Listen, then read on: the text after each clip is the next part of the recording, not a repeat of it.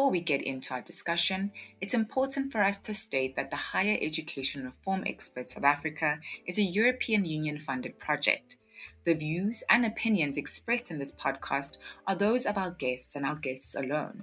They do not represent or reflect the official policy or position of HERESA or the member institutions and organizations by whom our guests are employed.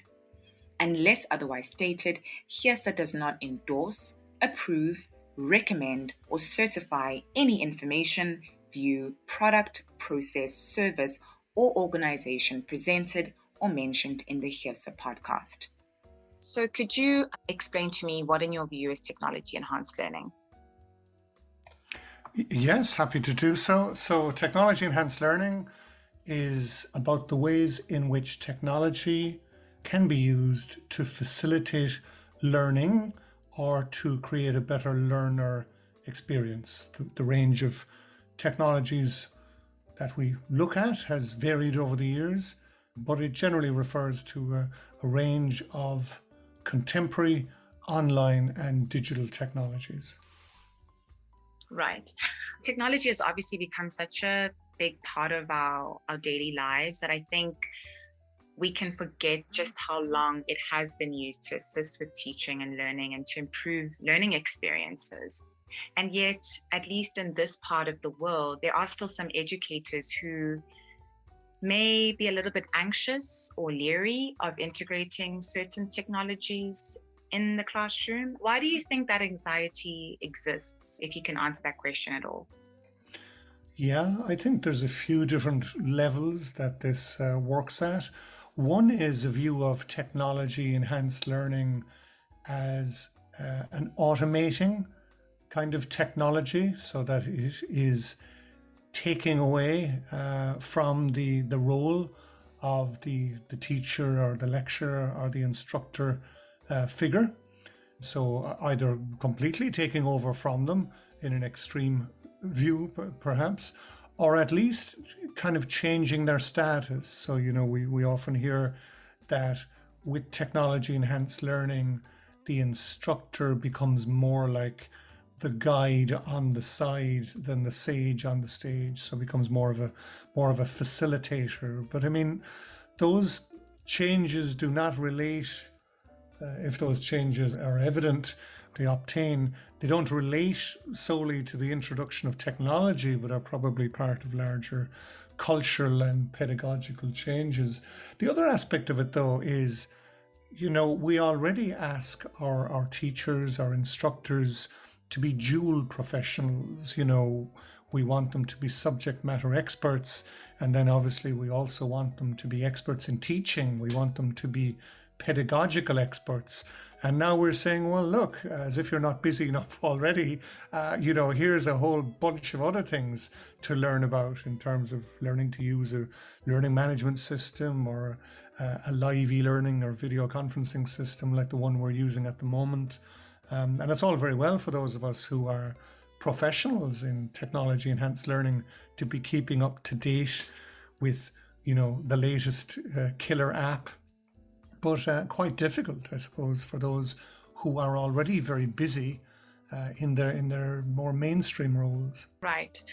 In the last few months of the COVID-19 pandemic, it seems as though two camps have emerged in response to these last 2 years of online teaching. One that favors it for safety reasons, and another that is against it and believes that it interferes with the ability of learners to develop social skills or enjoy that sense of community that's fostered in face-to-face teaching environments.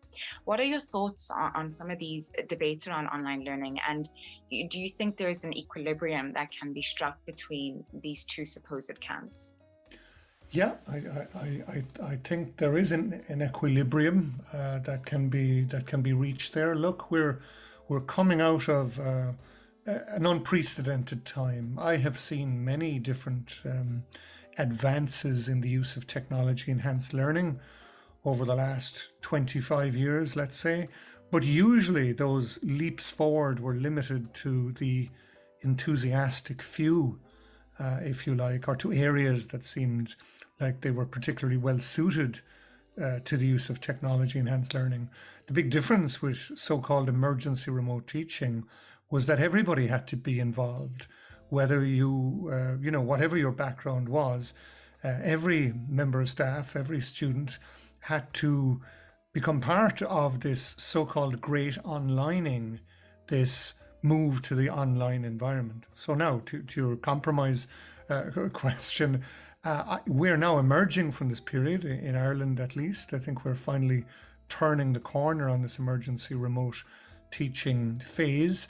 So there is an opportunity now to investigate and support its legacy. And I think as part of that, we don't have to choose. We can look at the technology and see where it brings the greatest benefit, where it solves problems, and proceed accordingly. It doesn't have to be a binary choice. But to the point about online being very poor, perhaps in terms of social interaction or creation of learner groups, that stuff takes more effort. What emergency remote teaching was an emergency and temporary response. Given more time, given more resources, given more willingness, I think we could have addressed some of those things that are seen as failures of emergency remote teaching. Imagine a situation where everything was done online, that was the traditional approach, and suddenly we had to move to face, and people were saying, tell me the top 3 things I need to do when I move to the face or on campus environment. Just tell me quickly what I need to do. I'm a teacher, I'm used to teaching online, tell me how to do it face to face. So I think it was unrealistic that people would be able to change modalities and still be as pedagogically effective and still be as comfortable as they had been in the traditional face-to-face environment. Right. Do you think it's more effective to use collaborative or instructor-directed forms of online learning as opposed to self-directed forms of online learning? And how do you go about measuring whether learners have internalized this informational knowledge that's been transferred to them? Well, the last question you asked there, I think, is a question of assessment, and when we design our assessment approaches, we have to think about reliability, and we have to think about validity, or we have to think about, the repeatability of what we're doing on the one hand, and its fitness for purpose on the other. I think the latter is often forgotten because in part of an excessive emphasis on the former. In other words, because we're so concerned about issues to do with replicability and repeatability and accuracy, we don't sometimes stop to think whether, for example, a high-stakes final examination is really the best way to test for, say, creative problem solving or collaborative learning or what have you. On that subject then of collaborative kind of technology enhanced learning versus kind of self-paced courses, I suppose it very much depends on what you're trying to achieve. In the Department of Technology Enhanced Learning in the Munster Technological University, we would have in the past done a lot of commercial work where we would have developed a lot of self-paced e-learning courses for some well-known private corporations. And always we would say to them, look, if there's no instructor figure in the loop, there's a lot more you're going to have to put in terms of how media rich, for example, and how responsive and how interactive the e-learning course you put together is. There's a lot you will have to do to replace the presence of this instructor figure. And similar point about learners learning from each other, about peer learning. So certainly, I think the ideal situation is that you accommodate all of these things, really, that you have really good content, really good online activities, really good resources, really good opportunities, really successful ways to support peer learning and peer communication, and good ways for the lecturer or instructive figure to facilitate the learning, delivering lectures, supporting labs, providing feedback, and all of that good stuff. So, look, I mean, these are deep conversations, not just about learning theory, but about our deeper assumptions about what learning is and how learning happens. Yeah, certainly. I think this question relates to a couple that I've asked earlier on, but in South Africa, there's an idea that certain technologies, especially ones that are commonly but not solely favored by younger people, trigger isolation or cause distraction or antisocial behavior. When people hear about video game technology, the stereotype of a teenage boy locked in his room playing video games all day comes to mind, but that isn't the case. Gaming has become professionalized, and not only do adults enjoy these technologies, but you also have a number of close-knit communities around gaming. How does one go about changing that perception at higher education institutions, where some educators and academics might hear things like video game technology or virtual reality and assume their learners might become antisocial or isolated? Yeah, that's a really great question. So, look, if I make some statement like, video and computer game technology is a great way to learn, how people receive that will depend very much on their exposure to contemporary computer and video games. I think sometimes people of a certain generation, they imagine we're still talking about Pac-Man and Space Invaders and lots of stalwarts of the 1980s and maybe even the 1970s in some cases. But video games, as you say, have changed quite a lot in terms of their sophistication and their fidelity, and also in that social aspect. So that stereotype which you mentioned of, young teenage boy alone in his room playing video games, that no longer applies to the majority of people who play computer and video games, who often, are involved in highly social activities when they play games, where they're playing massive multiplayer online games or games with multiplayer modes, and they're cooperating with others. They're doing cooperative play. They're coordinating their activities. They're talking to others literally. And, as you say, there's a whole culture built up around the thing as well. Also, I suppose the matter isn't helped by the fact that anytime, there's, something awful happens, like a school shooting or something like that, the popular media are very quick maybe to point the finger of blame at computer and video games.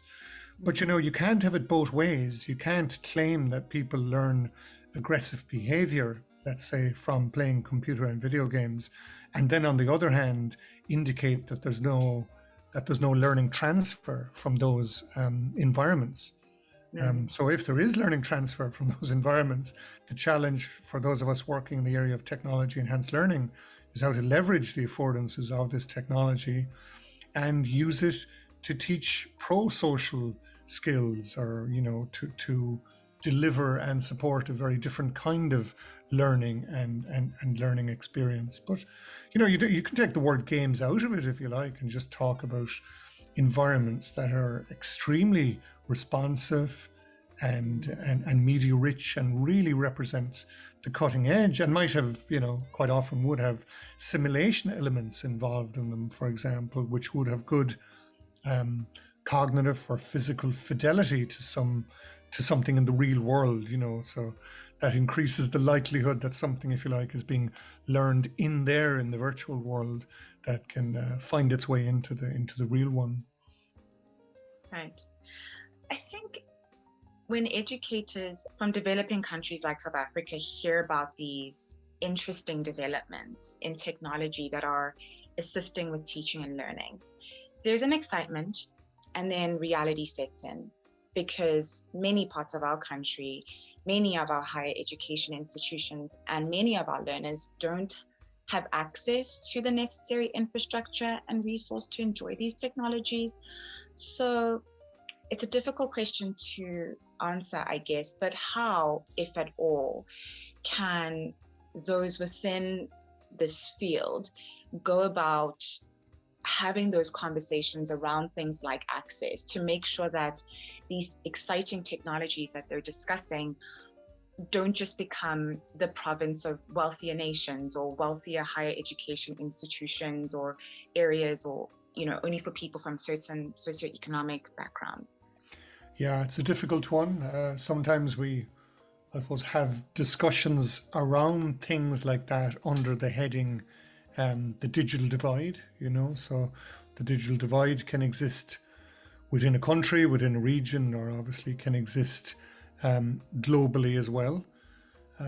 Sometimes, if one is lucky, I suppose, there can be a sort of certain kind of leapfrogging, where maybe a particular country or nation or region gets to bypass traditional stages of development, that they can jump directly, if you like, to the latest technology without having to engage with all the steps, kind of along the way. So, perhaps the mobile phone might be a kind of a nice kind of an example of that, But I would say as well, it's not always a matter of having the latest technology. In fact, as somebody whose job it is to often try to pilot and mainstream new technologies, you're often better off going one generation back as a way to be as inclusive as possible. And while the word technology is in the term technology enhanced learning, the idea is not that the technology creates the learning, but that it has a kind of an amplifying effect upon it. It's not purely responsible for it. But to introduce one other term, there is one of the big trends right now is that of open educational resources, and with it, open educational practices. And this is the idea that for egalitarian reasons, I suppose, that a lot of people are openly licensing content and resources that they have developed so that other people can take it and reuse it and remix it as they see fit. And there's an interesting ideological dimension to that, which I think, maybe contains the seeds, let's say, of a solution to some of those global digital divide kinds of issues. So look, there's a few thoughts. There's no easy answers there, but there are different avenues to explore further, I suppose. Of course. So at HERESA or HERESA, we're obviously, a big part of why we exist is to facilitate higher education reform. And I wanted to pose the question to you. Do you think technology enhanced learning can assist in encouraging the kind of higher education reform that HERESA is gearing for, despite some of the more negative stories around organizations that promote technology and innovation? In this country, at least, it still has that reputation for being positive and disruptive. So, do you believe that technology enhanced learning can assist in higher education reform? I do. I think it's a pity sometimes that technology enhanced learning can seem to be too much about, as you've kind of hinted there, too much about the edtech vendor or the technology enhanced learning vendor, and too much about the technology and the various different products, and too much about the money and the funding perhaps that's required to roll those out. I see technology enhanced learning as being continuous with older traditions of say distance education and open education, and maybe more contemporary trends like I mentioned a while ago, open educational resources. So that really I think it should be more viewed as being a way to create learning opportunities, to break down, in the same way as traditional distance education always did, to break down traditional barriers to learning, be they social or geographical, as we saw recently with emergency remote teaching, or personal, or economical, or socio-economic, and we should put that at the center, I suppose, of our discussions and our work, rather than focusing too much, let's say, on technology standards, and certainly too much on, the make and model of learning management system that people are using, if you like. But it's hard to separate these things out, obviously, and you do need, an IT infrastructure that's robust and dependable before you can build this additional layer of technology enhanced learning services and solutions. Right. And I guess in closing, what can HERESA members expect from your HERESA Cafe presentation this Wednesday? Well, I've touched on a few of the points there already. Look, I find the area fascinating.